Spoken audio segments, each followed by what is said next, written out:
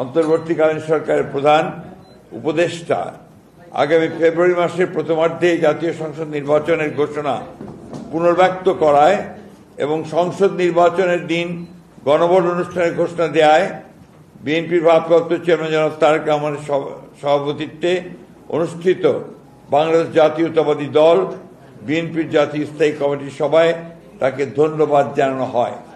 প্রিয় সাংবাদিক ভাইগণ, আপনারা অনেকক্ষণ ধরে অপেক্ষা করছেন, আমরা সেই জন্য দুঃখিত। আমাদের স্ট্যান্ডিং কমিটি এইমাত্র শেষ হলো। আমাদের স্ট্যান্ডিং কমিটির এটা একটা প্রেস ব্রিফিং আমি আপনাদের সামনে তুলে ধরছি। It's a press briefing, not a press conference না, কিন্তু ব্রিফিং। প্রিয় সাংবাদিক ভাই ও বোনেরা, আসসালামু আলাইকুম। আজ জাতির উদ্দেশ্যে প্রদত্ত ভাষণে অন্তর্বর্তীকালীন সরকারের প্রধান উপদেষ্টা আগামী ফেব্রুয়ারি মাসের প্রথমার্ধে জাতীয় সংসদ নির্বাচনের ঘোষণা পুনর্ব্যক্ত করায় এবং সংসদ নির্বাচনের দিন গণভোট অনুষ্ঠানের ঘোষণা দেয় বিএনপির ভারপ্রাপ্ত চেয়ারম্যান জনাব তারেক রহমানের সভাপতিত্বে অনুষ্ঠিত বাংলাদেশ জাতীয়তাবাদী দল বিএনপির জাতীয় স্থায়ী কমিটির সভায় তাকে ধন্যবাদ জানানো হয়।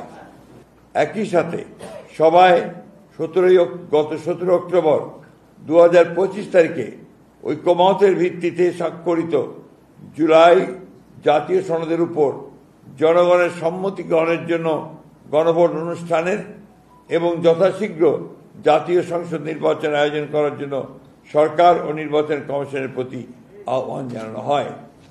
ধন্যবাদ। ধন্যবাদ।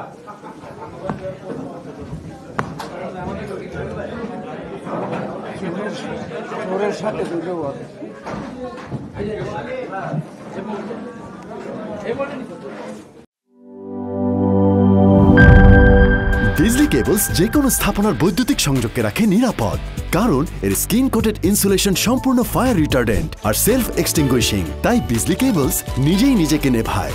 বিজলি কেবলস, নিরাপদ আজীবন।